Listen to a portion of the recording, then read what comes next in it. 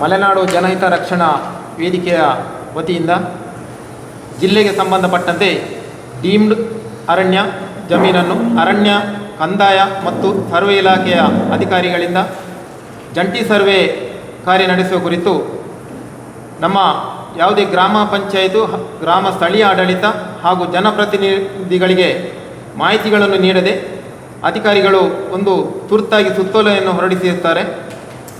ನಿಗದಿತ ಸಮಯದೊಳಗೆ ಇದನ್ನು ಮುಗಿಸಿ ಯಾವುದೇ ನಮಗೆ ಮಾಹಿತಿ ನೀಡದೆ ತರಾತುರಿಯಲ್ಲಿ ಈ ಸರ್ವೆಯನ್ನು ನಡೆಸುವ ಕುರಿತು ನಮ್ಮ ಮಲೆನಾಡು ಜನಹಿತ ರಕ್ಷಣಾ ವೇದಿಕೆಯಿಂದ ಇದಕ್ಕೆ ವಿರೋಧವಿದೆ.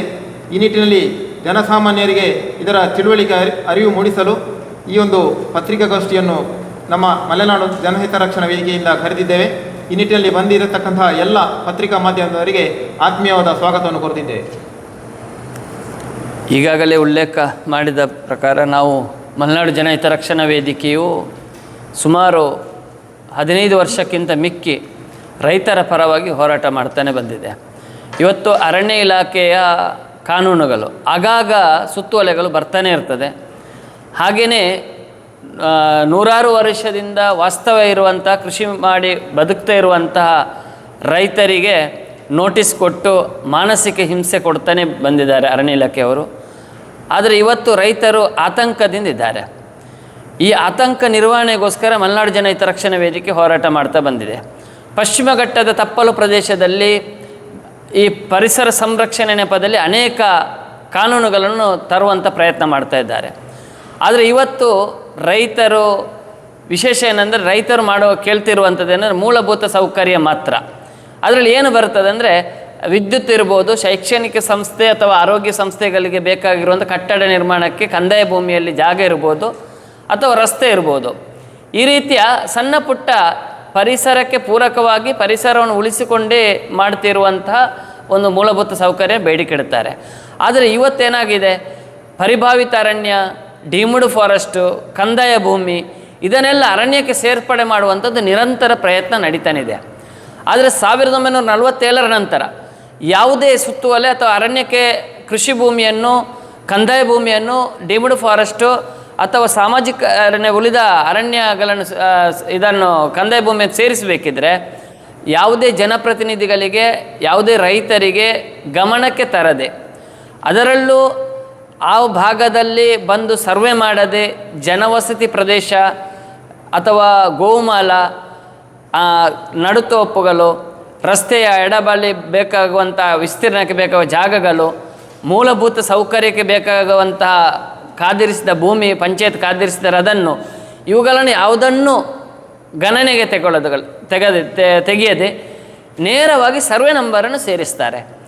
ಆ ಸರ್ವೆ ನಂಬರನ್ನು ಸೇರಿಸಿದ್ದರಿಂದ ಇವತ್ತು ನೀವು ಕಂಡಂತೆ ಇವತ್ತು ಈಗಾಗಲೇ ಒಂದು ಏನೇಕಲ್ಲಲ್ಲಿ ಒಂದು ಘಟನೆ ನಡೆದಿದೆ. ಒತ್ತುವರಿ ತೆರವು ನೆಪದಲ್ಲಿ 116 ವರ್ಷದಿಂದ ಅವರು ಕೃಷಿ ಭೂಮಿ ಮಾಡ್ತಾ ಬಂದಿದ್ದನ್ನು ಬಂದು ಯಾವುದೋ ಒಬ್ಬ ವ್ಯಕ್ತಿ ಅದರನ್ನು ಒತ್ತುವರಿ ಮಾಡಿದ್ದಾರೆ ಅಂತ ಹೇಳಿದ್ದಕ್ಕೆ ತೆರವು ಮಾಡಿದ್ದಾರೆ ಅರಣ್ಯ ಇಲಾಖೆಯವರು ಬಂದು. ಆದರೆ ಇವತ್ತು ಅದು ಯಾಕೆ ಆಗಿದೆ ಅಂದರೆ ಆ ಅರಣ್ಯದ ಅಥವಾ ಆ ಕಂದಾಯ ಭೂಮಿಯಲ್ಲಿ ಕೃಷಿ ಮಾಡ್ತಾ ಬಂದರು ರೈತರು. ಈ ಕಂದಾಯ ಭೂಮಿಯಲ್ಲಿ ಕೃಷಿ ಮಾಡ್ತಾ ಬರುವಾಗ ಇದುವೇ ಸುತ್ತುವಲೆ ನೋಡಿ, ಇದು ಈಗ ಬಂದಿರುವ ಸುತ್ತುವಲೆ, ಮೊನ್ನೆ ತಾನೇ ಈಗ ಪ್ರೋಸೆಸ್ಸಲ್ಲಿರುವಂಥ ಇದು ಯಾವುದೇ ಜನಪ್ರತಿನಿಧಿಗಳ ಕೈಯಲ್ಲಿಲ್ಲ, ಯಾವುದೇ ಒಂದು ಪಂಚಾಯತ್ ಆಡಳಿತದ ಕೈಯಲ್ಲಿಲ್ಲ, ಅಧಿಕಾರಿ ಲೆವೆಲಲ್ಲಿರುವಂಥ ಸುತ್ತುವಲೆ. ಹೇಗಿದೆ ಅಂದರೆ ಇದು ಜಿಲ್ಲಾಧಿಕಾರಿ ಅವರು ಮೊನ್ನೆ ಸಭೆ ಕರೆದು ಏನು ಮಾಡಿದೆ ಅಂದರೆ ಮಾರ್ಚಲ್ಲಿ ಸಭೆ ಕರೆದು ತಾಲೂಕು ತಹಸೀಲ್ದಾರರು, ತಾಲೂಕು ಸರ್ವೇರು ಮತ್ತು ಸ್ಥಳೀಯ VA, PDO ಇವರೆಲ್ಲ ಸೇರಿ ಎಷ್ಟು ಭೂಮಿ ಕೃಷಿ ಭೂಮಿ ಇದೆ ಕಂದಾಯ ಭೂಮಿಯಲ್ಲಿ, ಎಷ್ಟು ಕಟ್ಟಡಗಳೇ ಇದೆ, ಎಷ್ಟು ರಸ್ತೆ ಮೂಲಭೂತ ಸೌಕರ್ಯಕ್ಕೆ ಉಪಯೋಗ ಮಾಡಿಕೊಂಡಿದ್ದಾರೆ, ಇದನ್ನೆಲ್ಲ ವರದಿಯನ್ನು 1 ತಿಂಗಳ ಒಳಗೆ ಕೊಡಬೇಕು ಅಂತ ಆದೇಶ ಮಾಡಿರ್ತಾರೆ. ಯಾವಾಗ ಈ ತಿಂಗಳಿಂದ ಬರುವ ಅಕ್ಟೋಬರ್ 21 ಇದನ್ನು ಇವರು ರಿಪೋರ್ಟ್ ಸಲ್ಲಿಸಬೇಕು, ನಕ್ಷೆ ಮಾಡಿ ಅಂತ ಹೇಳಿದ್ದಾರೆ. ಇಡೀ ಜಿಲ್ಲೆಯಲ್ಲಿ 1 ತಿಂಗಳ ಒಳಗೆ, ಇದು ಕೇವಲ ನನಗೆ ಸಿಕ್ಕಿರುವುದು ಒಂದು ಸುಳ್ಯ ಮಾಹಿತಿ ತಾಲೂಕಿದು ಮಾತ್ರ, ಇಡೀ ಜಿಲ್ಲೆಗೆ ಬಂದಿದೆ. 1 ತಿಂಗಳೊಳಗೆ ನಕ್ಷೆ ಮಾಡಿ ಕಳಿಸಲಿಕ್ಕೆ ಸಾಧ್ಯನಾ? ಅಥವಾ ಯಾರ್ಯಾರು ಯಾವ್ಯಾವ ಭೂಮಿಯಲ್ಲಿದೆ ಸರ್ವೆ ಆಗ್ತಾ ಇದೆಯಾ? ಈಗಾಗಲೇ ಹಕ್ಕುಪತ್ರ ಕೊಟ್ಟಿರುವಂತಹ ಯಾವುದೇ ಹಕ್ಕುಪತ್ರ ಸರ್ಕಾರ ಕೊಟ್ಟು 20-25 ವರ್ಷ ಆದರೂ ಕೂಡ ಫ್ಲೋಟಿಂಗ್ ಮಾಡಿ ಕೊಡಲಿಲ್ಲ.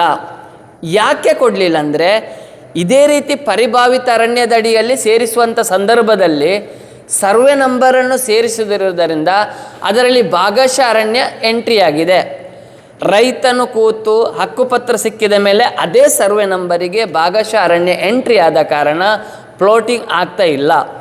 ಆದ್ದರಿಂದ ಈ ಸಂದರ್ಭದಲ್ಲಿ ಎಲ್ಲಿ ರೈತರ ಭೂಮಿ ಇದೆ, ಕೃಷಿ ಭೂಮಿ ಇದೆ, ಅದನ್ನು ಡಿವೈಡ್ ಮಾಡಿ ಅಥವಾ ಅದನ್ನು ರಸ್ತೆ, ಪಂಚಾಯತ್ ಕಾದಿರಿಸಿದ ತ್ಯಾಜ್ಯಗಳಿಗೆ ಬರುವಂಥ ಘಟಕಗಳನ್ನೆಲ್ಲ ಡಿವೈಡ್ ಮಾಡಿ ಸರ್ವೆ ಮಾಡಿ ಕಳಿಸಿದಾಗ ನಂತರ ಅರಣ್ಯಕ್ಕೆ ಸೇರ್ಪಡೆ ಮಾಡಬೇಕಿತ್ತು. ಆದರೆ ಈ ಹಿಂದೆ ಮಾಡಿ ತಪ್ಪನ್ನು ಪುನಃ ಮಾಡ್ತಾ ಇದ್ದಾರೆ. ಇವತ್ತು ಯಾವುದೇ ಪಂಚಾಯತ್ ಸದಸ್ಯರಿಗೆ ಗೊತ್ತಿಲ್ಲ, ಇವತ್ತು ಯಾರದೇ MLAಗಳಿಗೆ ಗೊತ್ತಿಲ್ಲ, ಆದರೆ ಜಿಲ್ಲಾಡಳಿತ ಜನಪ್ರತಿನಿಧಿ ಗೊತ್ತಿಲ್ಲ, ಯಾವುದೇ ರೈತಪರ ಸಂಘಟನೆಗಳಿಗೆ ಗೊತ್ತಿಲ್ಲ. ಇದು ಯಾಕೆ ಕದ್ದು ಮುಚ್ಚಿ ಮಾಡಬೇಕು? ಇದೇನು ಹಿಟ್ಲರ್ ಆಡಳಿತವ ಅಥವಾ IAS ಅಧಿಕಾರಿಗಳೇ ಆಡಳಿತ ಮಾಡುವುದಾ? ಭಾರತ ದೇಶದಲ್ಲಿ ಪ್ರಜಾಪ್ರಭುತ್ವ ಇಲ್ವಾ? ಡೆಮಾಕ್ರಸಿ ಎಂಬುದು ಇಲ್ವಾ? ಅಥವಾ ಜನಪ್ರತಿನಿಧಿ ಅಥವಾ ಒಂದು ಮಂತ್ರಿ ವ್ಯವಸ್ಥೆ, ಕ್ಯಾಬಿನೆಟ್ ಅಥವಾ ಈ ರೀತಿ ವ್ಯವಸ್ಥೆ ಇಲ್ವಾ? ಆದ್ದರಿಂದ ಇದು ಬಹಳ ಸೂಕ್ಷ್ಮ ವಿಷಯ. ಇವತ್ತು ಪಶ್ಚಿಮ ಘಟ್ಟ ನಾವು ರೈತರು ಅನೇಕ ವರ್ಷದಿಂದ ಹೋರಾಟ ಮಾಡ್ತಾ ಇದ್ದಾರೆ. ಪಶ್ಚಿಮ ಘಟ್ಟ ಮತ್ತು ಇದು ಗ್ರಾಮೀಣ ಪ್ರದೇಶವನ್ನು ಗಡಿ ಗುರುತು ಮಾಡಿ ಅಂತ, ಅದು ಮಾಡಿಲ್ಲ. ಇವತ್ತು ಹೇರಳ ನಿರಂತರವಾಗಿ ಆನೆ ದಾಳಿಯಿಂದ ರೈತರ ಸಾವು ನೋವು ಆಗ್ತಾನೇ ಇದೆ. ಕೃಷಿ ಭೂಮಿ ದಾಳಿ ಆಗ್ತಾನೇ ಇದೆ ಕಾಡು ಪ್ರಾಣಿಯಿಂದ. ಇದಕ್ಕೆ ಪರಿಹಾರ ಇಲ್ಲ. ಆದರೆ ಇವತ್ತು ಏನು ಒಟ್ಟು ಅವರಿಗೆ ಪರಿಸರವನ್ನು ಉಳಿಸಿಕೊಂಡು ಬಂದಂಥ ರೈತನ ಮೇಲೆ ದೌರ್ಜನ್ಯನ ಮಾಡುವ ಉದ್ದೇಶ ಬಿಟ್ಟರೆ ಮತ್ತೆ ಯಾವುದೇ ಇಲ್ಲ. ಆದ್ದರಿಂದ ಇವತ್ತಿನ ನಾವು ಅಪೇಕ್ಷೆ ಅಂತ ಅಂದರೆ, ತಕ್ಷಣ ಜಿಲ್ಲಾಡಳಿತ ಸಂಬಂಧಪಟ್ಟ ಅಧಿಕಾರಿಗಳು ಎಚ್ಚೆತ್ತುಕೊಂಡು ಜನಪ್ರತಿನಿಧಿ ಎಚ್ಚೆತ್ತುಕೊಂಡು ಇದನ್ನು ವ್ಯವಸ್ಥೆ ನಿಲ್ಲಿಸಬೇಕು. ಯಾವುದು ಫ್ಲೋಟಿಂಗ್ ಆಗಿಲ್ಲ, ಯಾವ ಭೂಮಿ ಇವತ್ತು ರೈತರಿಗೆ ಫ್ಲೋಟಿಂಗ್ ಆಗಿಲ್ಲ ಅದನ್ನು ತಕ್ಷಣ ಫ್ಲೋಟಿಂಗ್ ಮಾಡಿಕೊಡಬೇಕು. ಆಮೇಲೆ ಯಾರು ಕೃಷಿ ಭೂಮಿ ಇದೆ, 110 ವರ್ಷದಿಂದ ವಾಸ್ತವಾಗಿದ್ದಾರೆ, ನಿವೇಶನ ಮನೆ ಇದೆ, ಅದನ್ನು ಮನೆಗೆ ನಿವೇಶನ ಹಕ್ಕುಪತ್ರ ಕೊಡಬೇಕು, ಕೃಷಿ ಭೂಮಿಗೆ ಹಕ್ಕುಪತ್ರ ಕೊಡಬೇಕು. ಹಕ್ಕುಪತ್ರ ಕೊಡುವಂಥ ಸಂದರ್ಭದಲ್ಲಿ ಫ್ಲೋಟಿಂಗ್ ಮಾಡಿ ಕೊಡಬೇಕು. ಇದು ಯಾಕೆ ನೋಡಿ, ಈಗಾಗಲೇ ಒಂದು ಅಧಿಕಾರಿಗಳ ತಂಡ ಬರ್ತದೆ ಒಂದು ಗ್ರಾಮಕ್ಕೆ ಬಂದು ಏನು ಹೇಳ್ತಾರೆ, ನೀನು ಅರಣ್ಯದಲ್ಲಿ ಇದೆಯಾ, 1 ಲಕ್ಷ ಲಂಚ ಕೊಟ್ಟರೆ ಅರಣ್ಯ ಅಲ್ಲ, ನೀನು ರೆವಿನ್ಯೂ ಅಂತ ಹೇಳ್ತಾರೆ. ಈ ದಂಧೆ ಭ್ರಷ್ಟಾಚಾರ ಮಾಡಲಿಕ್ಕೇ ಇದು ಮಾಡಿರುವಂಥ ತಂತ್ರಗಾರಿಕೆ. ಆದ್ದರಿಂದ ಈ ಯೋಜನೆ ಇದು ರೈತರಿಗೆ ಲಾಭದ ಯೋಜನೆ ಅಲ್ಲ, ಅಧಿಕಾರಿಗಳ ಜೋಬು ತುಂಬಿಸುವಂಥ ಅಥವಾ ಕೃಷಿಕರ ಅನ್ನೋ ಒಂದು ಮಾನಸಿಕ ಹಿಂಸೆ ಕೊಟ್ಟು ಅವರನ್ನು ಒದ್ದೋಡಿಸುವಂಥ ಪ್ರಯತ್ನ. ಇವತ್ತು ಅರಣ್ಯ ಇಲಾಖೆ ಒಂದು ರೀತಿಯ ವಿದೇಶಿಯರ ಒಂದು ಕೈವಾಡ ಇದ್ದಂತೆ ಕಾಣುತ್ತೆ. ಯಾಕಂದರೆ ಭಾರತೀಯರ ಕೃಷಿ ಪದ್ಧತಿಯನ್ನು ವಿರೋಧ ಮಾಡುವುದು, ಒಬ್ಬ ಪ್ರಜ್ಞಾವಂತ ರೈತರ ಮೇಲೆ ಅಕ್ರಮ ಮಾಡುವುದು, ಅವನಿಗೆ ಹೊಡೆಯುವಂಥದ್ದು, ಬಡಿಯುವಂಥದ್ದು, ಅವನ ಮನೆಗೆ ದಾಳಿ ಮಾಡುವುದು, ಅವನ ಕೃಷಿ ಭೂಮಿಗೆ ಬಂದು ದಾಳಿ ಮಾಡಿ ಅದನ್ನು ನಾಶ ಮಾಡುವಂಥದ್ದು ನಡೀತಾನೆ ಇದೆ. ಆದ್ದರಿಂದ ಮಲೆನಾಡು ಜನಹಿತ ರಕ್ಷಣಾ ವೇದಿಕೆಯು ಮುಂದಿನ ದಿನದಲ್ಲಿ ಎಲ್ಲ ಜನರನ್ನು, ರೈತರನ್ನು ಒಗ್ಗೂಡಿಸಿ ಒಂದು ದೊಡ್ಡ ಮಟ್ಟದ ಹೋರಾಟಕ್ಕೆ ನಾವು ನಿರ್ಧಾರ ಮಾಡಿದ್ದೇವೆ. ಆದ್ದರಿಂದ ಇದು ತಕ್ಷಣ ಜಿಲ್ಲಾಡಳಿತ ಎಚ್ಚೆತ್ತುಕೊಂಡು ಈ ಸರ್ವೆ ನಿಲ್ಲಿಸಿ ವಿಶೇಷ ಗ್ರಾಮ ಸಭೆ ಕರಿಬೇಕು. ಗ್ರಾಮ ಸಭೆ ಕರೆದು ಆ ವಿಶೇಷ ಅಲ್ಲಿರುವಂಥ ಸ್ಥಳೀಯ ಆಡಳಿತಕ್ಕೆ ತಿಳಿಸಬೇಕು, ಅಲ್ಲಿರುವಂಥ ರೈತರಿಗೆ ನೋಟಿಸ್ ಮಾಡಬೇಕು. ಮತ್ತು ಅಲ್ಲಿ ಏನು ಮೂಲಭೂತ ಸೌಕರ್ಯ ಜಾಗಗಳು ಬೇಕು, ಅದು ಶೈಕ್ಷಣಿಕ ಸಂಸ್ಥೆ ಇರ್ಬೋದು, ಆರೋಗ್ಯ ಸಂಸ್ಥೆಗೆ ಇರ್ಬೋದು, ರಸ್ತೆಗಿರ್ಬೋದು, ವಿದ್ಯುತ್ತಿಗಿರ್ಬೋದು. ಇವತ್ತು ನಾವು ಗಮನಿಸಿರ್ಬೋದು, ಘನತ್ಯಾಜ್ಯ ಘಟಕಗಳ ನಿರ್ಮಾಣ ಯಾವ ಗ್ರಾಮದಲ್ಲಿ ಆಗ್ತಾ ಇಲ್ಲ. ಯಾಕಂದರೆ ಎಲ್ಲ ಕಡೆ ಅರಣ್ಯದ ಅಬ್ಜೆಕ್ಷನ್. ಇವತ್ತು ಸರ್ಕಾರಿ ಭೂಮಿಯನ್ನು ಎಲ್ಲ ಅರಣ್ಯ ಕಬಳಿಸಿಕೊಂಡಿದೆ. ಇದರ ಬಗ್ಗೆ ವಿಮರ್ಶೆ ಆಗಬೇಕು, ಸಮಗ್ರ ಚರ್ಚೆ ಆಗಬೇಕು. ಇಲ್ಲದಿದ್ದಲ್ಲಿ ಕ್ರಾಂತಿಕಾರಿ ಹೋರಾಟ ಮಲೆನಾಡು ಜನಹಿತ ರಕ್ಷಣಾ ವೇದಿಕೆ ಮಾಡ್ತದೆ ಅಂತ ಹೇಳ್ತಾ, ಈಗಾಗಲೇ ನೋಡಿರ್ಬೋದು ಇಲ್ಲಿ ಒಂದು ಕಲಿಸಿದ್ದಾರೆ. ಏನಂದರೆ ಅರಣ್ಯ, ಸರ್ಕಾರಿ ಭೂಮಿ, ಸಾಮಾಜಿಕ ಅರಣ್ಯ ಇಷ್ಟೇ ಕಲಿಸಿದ್ದಾರೆ. ಹಿಂದಿನ ಸುತ್ತುವಲೆಯಲ್ಲಿ ಎಷ್ಟು ಕ್ಲೀನಾಗಿ ಕೊಟ್ಟಿದ್ದಾರೆ ಅಂದರೆ ನೋಡಿ, ಒಂದೊಂದು ಸುತ್ತುವಲೆ ಬಂದಾಗ ಒಂದೊಂದು ಬಿಟ್ಟು ಹೋಗ್ತಾರೆ. ನೋಡಿ, 2014ರಲ್ಲಿ ಈ ರೀತಿಯ ಅರಣ್ಯಕ್ಕೆ ಸೇರ್ಪಡೆ ಮಾಡುವಾಗ ಗೋಮಾಲ, ಆಮೇಲೆ ಶಾಲವನ, ರಸ್ತೆ ಬದಿ ನಡುತೋಪು, ದೇವರ ಕಾಡು ಅಂದರೆ ನಾಗಬನ, ಮತ್ತು 5 ಎಕರೆಗಿಂತ ಕಮ್ಮಿ ಇರುವ ಕುಮ್ಕಿಯನ್ನು ಬಿಡಬೇಕು. ಕಂದಾಯ ಭೂಮಿಯನ್ನು ಬಿಡಬೇಕು.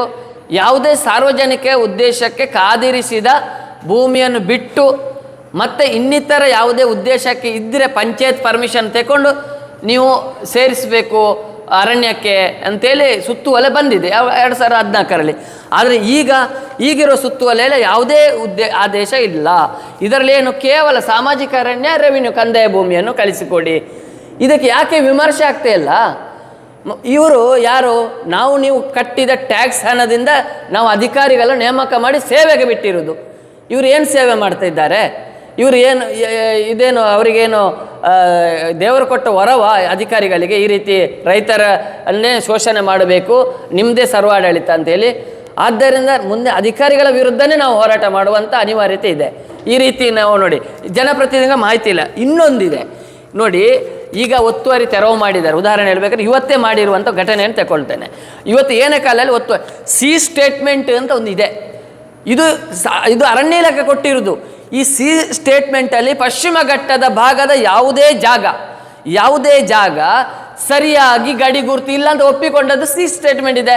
ಈಗ ಒತ್ತುವರಿ ಆಗಿರೋದು ಸಿ ಸ್ಟೇಟ್ಮೆಂಟಲ್ಲೇ ನಮ್ಮ ವಾದ. ಅದನ್ನು ಪ್ರೂಫ್ ಮಾಡಲಿ. ಅವ್ರದ್ದು ನಮ್ಮದೇ ಜಾಗ, ಪಶ್ಚಿಮ ಘಟ್ಟ ತಪ್ಪಲು ಪ್ರದೇಶದಲ್ಲಿ ಇರುವಂಥ ಎಲ್ಲ ಜಾಗ ನಮ್ಮದೇ ಅಂತ ಅಥವಾ ಸರ್ವೆ ಮಾಡಿದ ದಾಖಲೆ ಕೊಡಲಿ. ಇವತ್ತು ಸುಬ್ರಹ್ಮಣ್ಯವು ನಮ್ಮ ಹಾಸನ ಡಿಸ್ಟಿಕ್ನ ಬಾರ್ಡ್ರ್ ತನಕ ಬರ್ತದೆ ಗ್ರಾಮದ. ಪಶ್ಚಿಮ ಘಟ್ಟ ಎಲ್ಲಿಯೂ ಒಂದು ವಿಶೇಷವಾದ ಗಡಿ ಗುರುತಿಲ್ಲ. ಈ ಸಿ ಸ್ಟೇಟ್ಮೆಂಟಲ್ಲಿ ಅವರು ವಾಸ್ತವವಾಗಿ ಇದ್ದಿರ್ಬೋದು.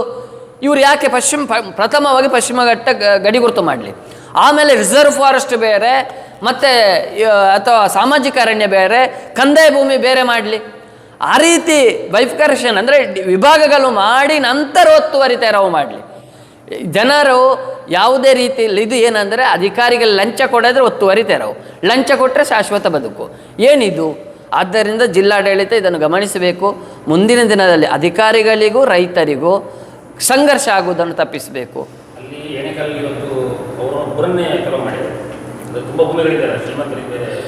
ಇವತ್ತು ನಾವು ಒಂದು ಯೋಚನೆ ಮಾಡಬೇಕು.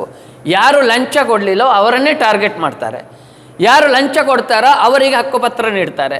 ಯಾರು ರಾಜ್ಯಕ್ಕೆ ಇನ್ಫ್ಲುಯೆನ್ಸ್ ಮಾಡ್ತಾರೋ ಅವರಿಗೆ ನಿವೇಶನ ಹಕ್ಕುಪತ್ರ ಕೊಡ್ತಾರೆ. ಆದ್ದರಿಂದ ಇದು ಎಲ್ಲರಿಗೆ ಸಮಾನ ನ್ಯಾಯ ಬೇಕು. ಎಲ್ಲರಿಗೂ ಯಾವುದೇ ರೀತಿಯ ಅಕ್ರಮದಾರರು ಇಲ್ಲವೇ ಇಲ್ಲ. ಯಾವುದೇ ಒಬ್ಬ ರೈತ 10, 20 ವರ್ಷ, 30 ವರ್ಷ, 40 ವರ್ಷ, 50 ವರ್ಷದಿಂದ ಕೃಷಿ ಮಾಡ್ತಾ ಬಂದಿರುವ ಭೂಮಿ ಅವನದೇ ಸಂಬಂಧಪಟ್ಟದ್ದಾಗಿರ್ತದೆ. ಮತ್ತು ಯಾವುದೇ ಅರಣ್ಯ ನಾಶ ಮಾಡದೆ ಅಲ್ಲಿ ಕೃಷಿ ಮಾಡಿರ್ತಾನೆ. ಆದ್ದರಿಂದ ಈ ರೈತರ ಭೂಮಿಯನ್ನು, ಅದು ಏನಂದರೆ ರೈತ ಮಾಡೋದಿದ್ದರೆ ಕೇವಲ ಒಂದು ಅಡಿಕೆ ಅಥವಾ ರಬ್ಬರು ಅಥವಾ ಗದ್ದೆ ಈ ರೀತಿಯದು ಪರಿಸರಕ್ಕೆ ರಿಲೇಟೆಡ್ ಆಗಿರುವುದರಿಂದ ಅದನ್ನು ಅಲ್ಲಿಗೆ ಮಾನ್ಯತೆ ಕೊಡಬೇಕು ಅಂತ ನಮ್ಮ ಆಗ್ರಹ.